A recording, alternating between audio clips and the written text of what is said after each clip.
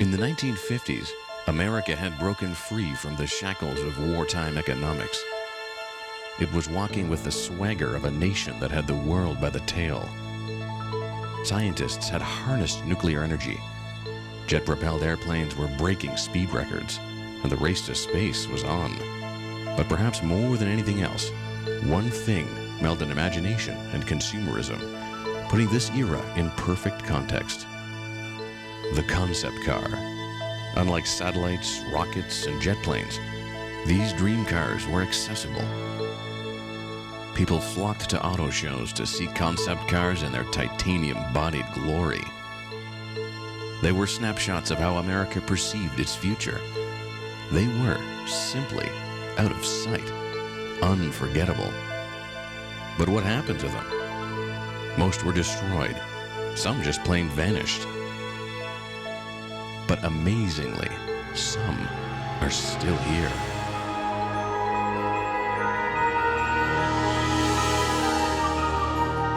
Obviously, space was the new frontier. And so here's a design that was the leading edge of what was going on. Everyone that I know who come and look at them, their mouths open and they just stare.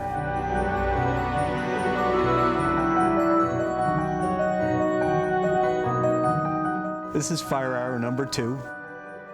It's elegant. It is a design that wants to kind of stretch out on you.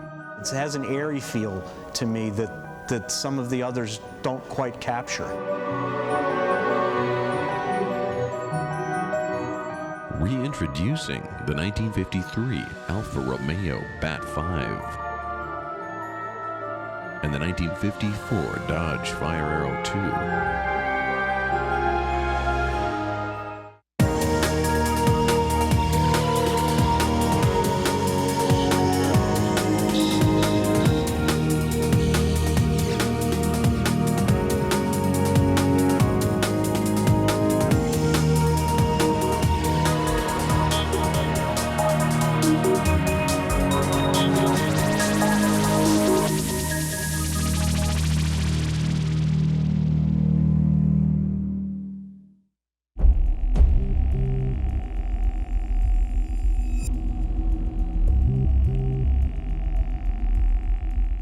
1953.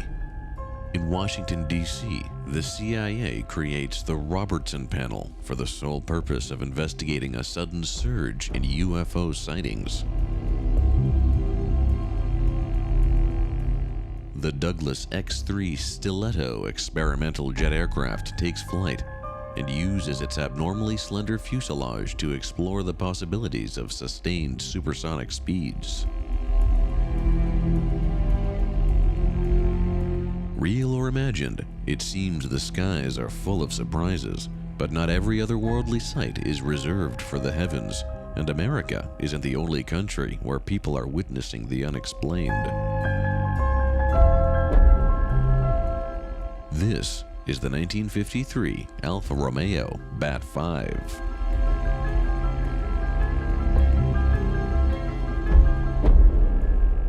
Obviously, space was the new frontier. The whole Sputnik thing, everything was very space-oriented. And so here's a design that was the leading edge of what was going on. It was what was going on in designers' minds and their thinking that put them onto paper. And you'll never see anything like this again in a time frame of what was going on in the world. After the stagnant automotive landscape of World War II, Italian car manufacturers and coach builders needed to create something truly special to get back into the automotive game.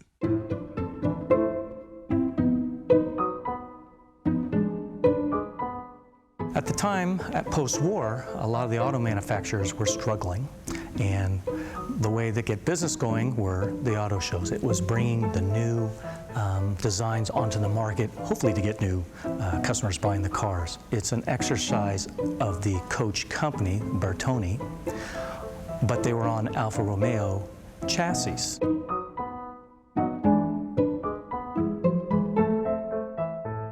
The The BAT-5 was unleashed onto the unsuspecting public at the 1953 Turin Auto Show in Italy. Italian coach builder Bertone was responsible for this sensational design. They enlisted Franco Scaglione, one of the most influential Italian automotive designers of all time.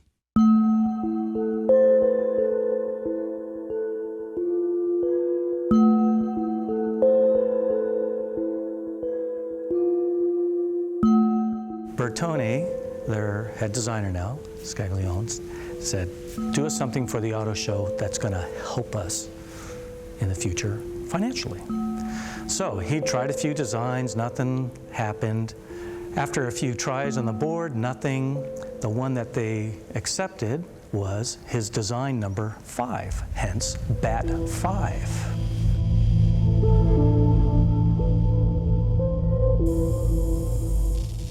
They were able to build it on the show stand, the hit of the event. It was in publication after publication written around the world. Blew everyone so they'd never seen anything like it.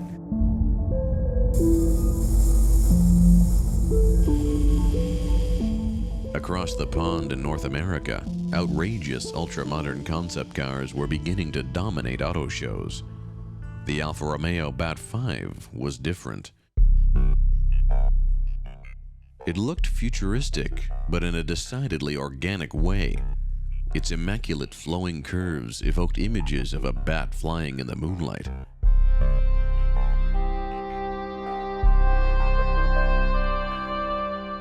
But surprisingly, the BAT-5's name has nothing to do with nocturnal flying creatures. The designs were named Berlinetta Aerodynamica Technica, abbreviation BAT. And the funny thing about that is they had no idea that the acronym for that long word is also a unique flying creature that we all know as a bat. And when you start looking at the design, they look like a winged bat.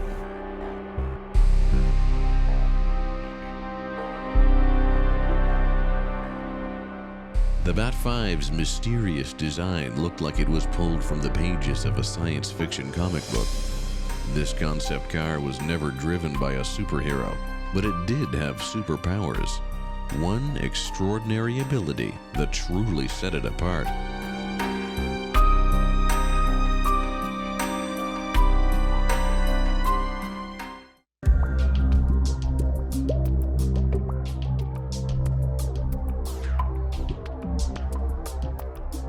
The 1953 Alfa Romeo BAT-5 was designed for Bertone by legendary Italian automotive designer Franco Scaglione. It was one of the most outrageous concept cars the world had ever seen, but unlike some of its North American turbine-powered counterparts, there was nothing unique about its Alfa Romeo 1900 Sprint engine. But when this engine was integrated with this design, something amazing happened. It suddenly had the ability to propel a car to a top speed of 200 kilometers an hour, 30 kilometers an hour faster than this engine had ever gone before.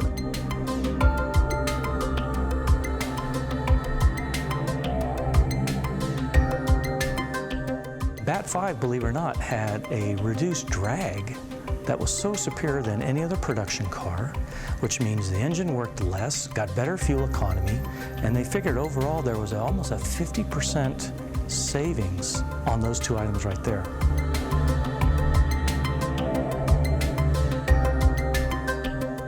This aerodynamic concept car looked like a product of pure unharnessed imagination, but its design was more method than madness. Extensive research was done to attain the most ideal drag coefficient. Wind resistance was minimized in order to maximize performance. The BAT-5 has some unique aerodynamic features on the wings. For example, in the back, because of a curved shape with a low and high pressure, they actually put into it some cutouts in the wing, and that equalizes the pressure. So the car does not going to act funny from the high and low pressure, so it equalizes it and helps channel the air all the way off the body out the back. One of the unique features of the BAT-5 car is the front end. And as you can see, there are no exposed headlamps. Part of the design in aerodynamics was to keep everything slipstream. The headlights, though, are there. They're just hidden. And let me show you how they're mechanically opened.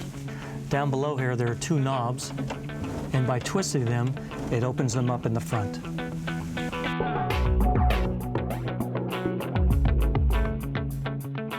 The 1953 Alfa Romeo BAT 5 was menacing, yet beautiful, aggressive, yet graceful.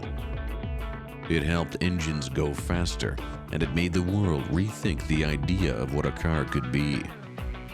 But despite the immediate fascination it garnered, this winged wonder was never destined to land on a dealer's showroom floor.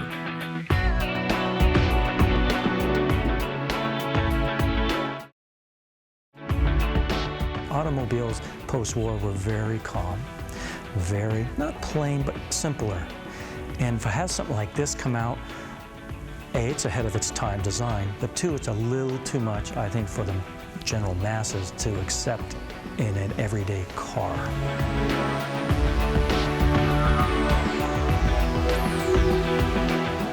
It may not have been mass-produced, but this concept car did achieve its goals. It made huge advancements in the world of automotive aerodynamics, and it gave a much-needed shot in the arm to the Italian automotive industry.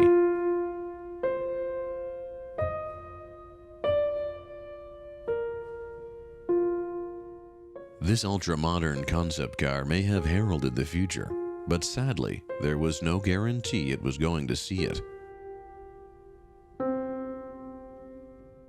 After they were seen, they had very little value or significance. Automotive manufacturers moved on, new designs, new things happened. These were old cars. It's sorry to say, but that's how they were treated. Some of them scrapped. You know, you think about aluminum-bodied cars, let's just yank the body off and sell it for scrap.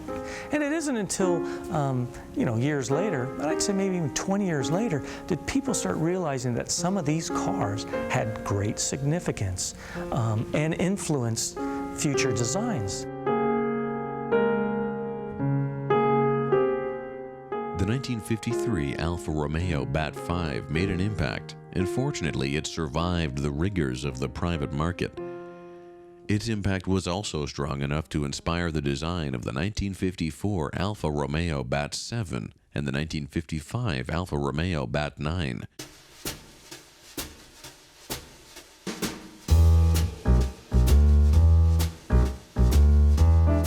All three members of this extraordinary conceptual trilogy are currently in the protective hands of the Black Hawk Automotive Museum in Danville, California. Artwork hanging on the wall is one thing. It's beautiful. But when you can get it where you can walk around and see it three-dimensionally, 360 degrees, you can also get in it and drive it and enjoy it. And so you're using all your sensory perceptions. As a designer, that's what you're trying to stimulate in people. And sometimes I just sit in the cars and I get an amazing feeling because I know I'm sitting in this beautiful looking thing.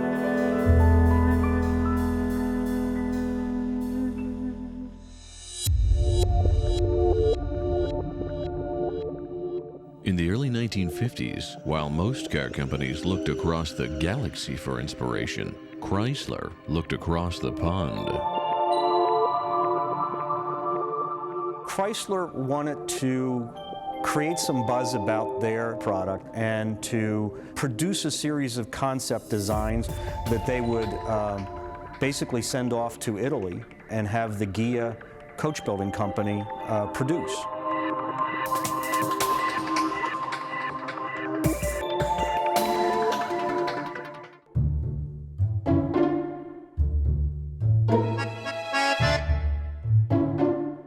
In 1954, French shoe designer Roger Vivier designs the first stiletto heel for Christian Dior, a trend that would go on to take Italy and America by storm. Just 1 year after appearing in her first American film, sexy Italian starlet Gina Lollobrigida has women clamoring for the Lollobrigida look. European trendsetters are dictating what America wears, how they look, and naturally what they drive. This is the 1954 Dodge Fire Aero 2.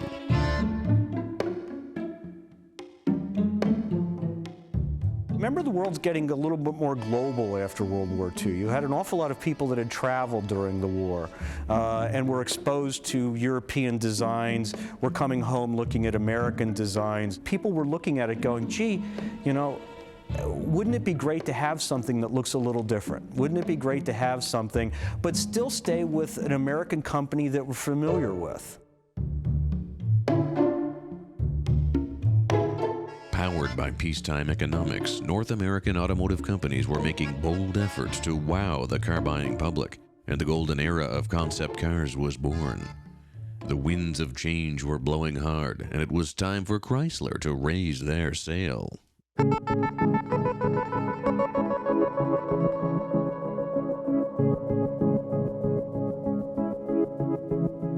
Chrysler wanted to create some buzz about their product, and they were particularly interested in promoting the Dodge line.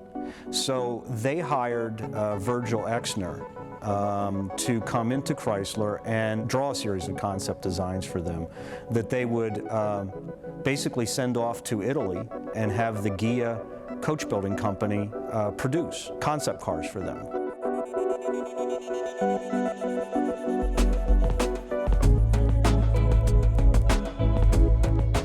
While other automotive companies were flooding the auto show circuit with outrageous ultra-modern designs, Chrysler charted a slightly different course.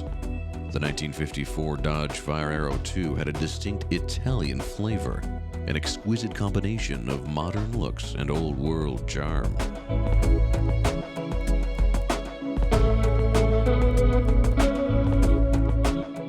There are things that number 2 does that appeal to me. The lack of something as simple as door handles on the outside. It's a nice smooth sweep right down the body line of the car. The windshield that seems to float because there's no frame for it. There's an airiness and a lightness to that car that makes it kind of a really different look. You have what I kind of characterize as this almost looking like a jet intake from the 50s right here. And this, which I think is very cool, it has kind of a little bit of an automotive wing to it. Single headlights, which really give you this kind of clean front end. And if you're a Virgil Exner fan, you'll look at that long, low hood and know who built it. I think as far as the back end is concerned, we talked about the long, low hood, which is an Exner feature. Well, here you have a long, low back deck as well. Couple of interesting things that come into the deck is that the spare tire mount basically takes up the entire trunk. So there's no room for anything else in here except for the spare tire, meaning that your luggage compartment is here. The tail lights, which I think, you know, kind of have that sort of period look to them with the chrome work. And then an interesting feature, 2 exhaust pipes on each side. Again, kind of, I'm sure that was an Exner idea coming off of the jet plane look from the period. It's a very comfortable cockpit. The seats are very well supported. I feel very comfortable in here. But as far as the instrumentation is concerned, the car does not have a radio or a heater, so I just have a brief instrumentation here, including a clock, a glove box, and that's it, which, again, from my point of view, lends me this nice, open, airy feel to the passenger compartment.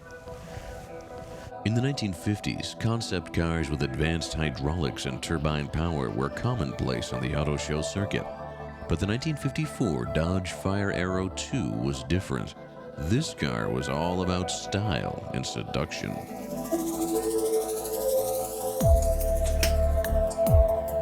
This was not an attempt to look at any new technology mechanic-wise. This was an attempt to look at the shape of the automobile design-wise. Basically, underneath it all, it's a stock Dodge chassis, and it's a Chrysler Hemi engine. And so you could have done anything with those. To produce something like that, I think, is remarkable.